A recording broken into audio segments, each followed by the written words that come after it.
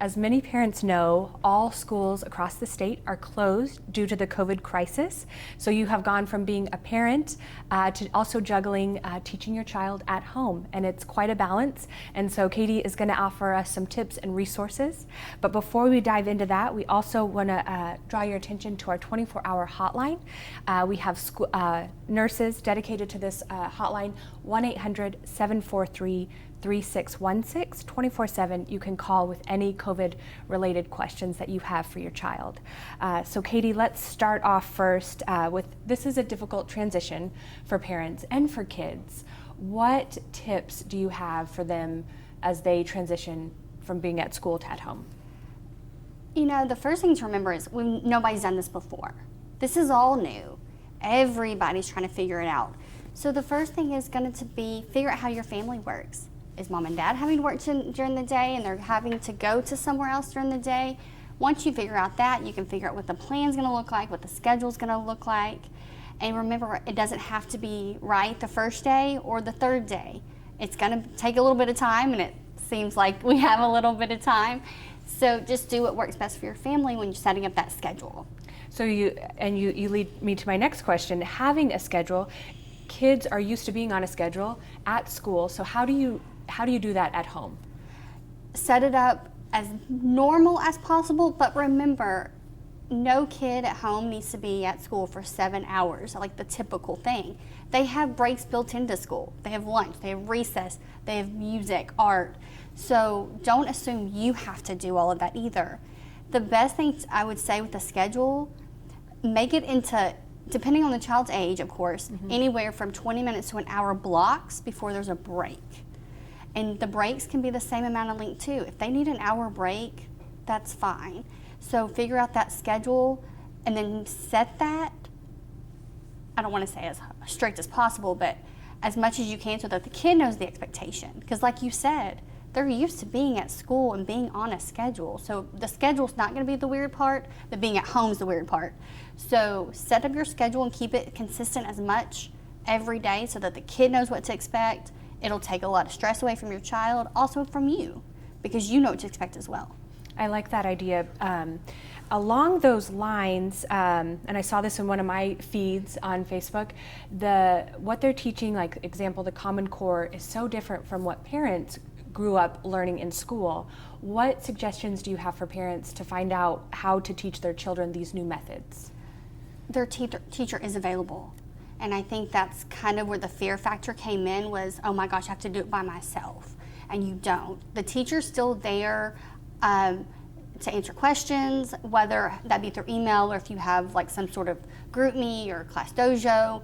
There's some way to get to your teacher and ask those questions, so don't assume you have to do it by yourself.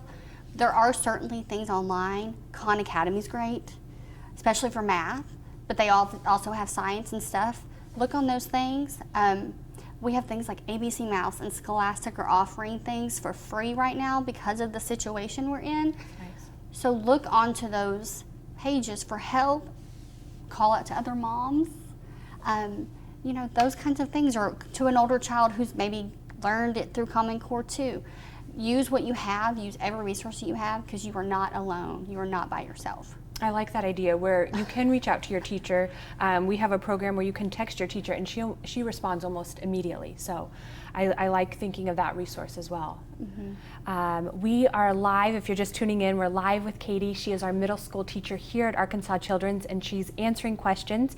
If you have a question, please post them below. But she's also offering tips and suggestions for parents who are transitioning from being a parent and a teacher now. You mentioned it's good to take breaks during the lesson. How do you motivate kids to come back from the breaks? Okay, so again, that set schedule staying as consistent as possible is going to help that, because the expectation's set, they know what the expectation is. But also, you know, if you'll come back for 30 more minutes, we'll go outside. If you come back for the next 30 minutes, we'll take a snack break. Let it be something that they are doing it for. Rewards, probably a poor choice of words, but I can't think of a better word, but like something that they're looking forward to, or, you know, to get them through the next 30 minutes or whatever, because that part is probably the biggest concern I have, even as a parent too, is that motivation outside of school to do school. And so as we go on further, I think it's going to become harder, unfortunately.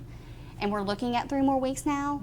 And so it's going to be having to increase those, whether it be whatever motivates them, stickers, outside time, walk around the block, something. But you're going to have to figure out what works for your house, but certainly stick to that schedule so that the expectation is set. So have a schedule, but be flexible. Yes. And we got a comment from Alice. She says, great info, thank you. So thank you for watching, Alice. We hope that these Facebook Lives are helpful to parents. We want to be a resource to you and your family during this time.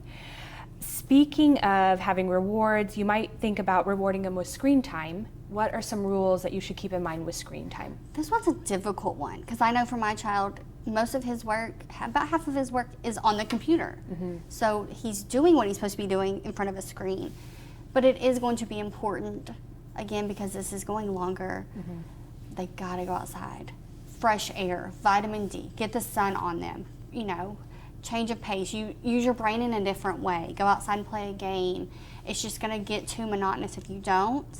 And it is so easy to fall into that trap of watch your favorite TV show or get on your iPad or whatever. But remember, they've already sat in front of a TV or, you know, a Chromebook or an iPad, whatever they're using, for quite a bit of time doing what they're supposed to be doing. And so it's just going to have to be a reward thing, not a go-to thing. That's a good point.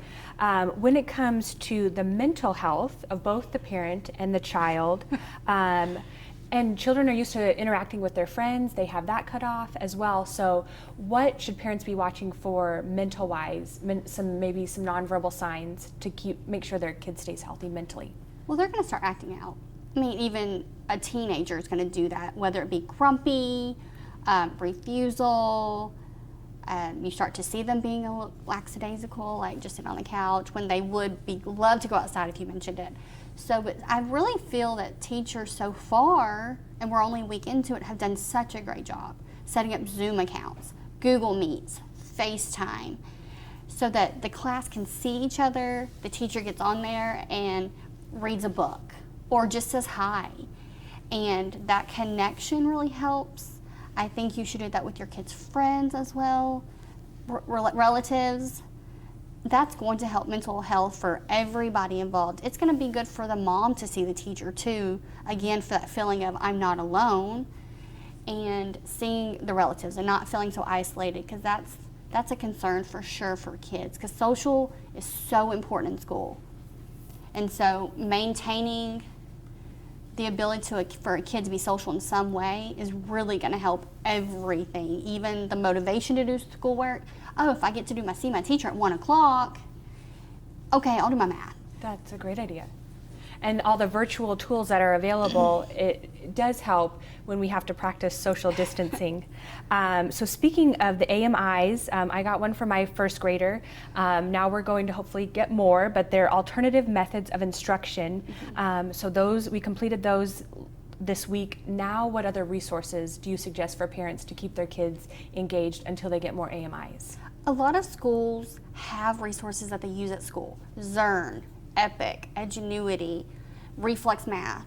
Those are things that they use at school anyways, and a lot of schools, you still have access to those during the school hours, so that 8 to 4, whatever. So get with the teacher, ask the teacher for that login information, and in the meantime, it's a lot of good practice that they can be doing that keeps their brain going, kind of keeps them on that schedule.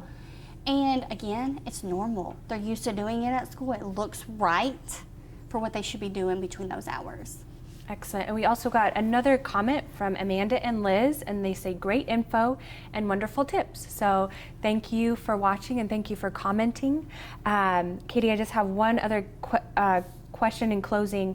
What are your top 3 tips for parents who are homeschooling their children right now? You're not alone. Okay. We're all going through this. I'm a teacher, and this is new for me too. I've had to figure it out for my own children. And so you're not alone. Reach out. Give yourself some leeway. If it doesn't go right, that's okay. Like, try again tomorrow. And then the schedule. Set a schedule. Set some time in there for some fun. This is all very stressful. It's very unknown. Have some fun. You know, get out, play outside, play a board game in between doing school. Don't try to do it all in one day. It's not meant to do it all one day. And I know when you're given a packet of paper or the list of Google Classroom assignments, you think, I've got to do them all. You don't. A little bit at a time. Pick a subject. Math. Today's math day. Tomorrow's social studies day. Don't get so overwhelmed that it becomes, like you said, a mental health thing or an isolation thing. This is different and new, but we're going to be okay. It probably will make education look a little different for a while, and we're okay with that. We're learning, we're growing, and your kids will be fine as long as you're fine. I like that calm message from Katie. Thank you, Katie, for your insight. Thank you for watching. Again, we have our 24-hour hotline, 1-800-743-3616. It is staffed by a nurse 24/7 to answer your questions. We will be back with another topic to help you and your family during this time. Thanks.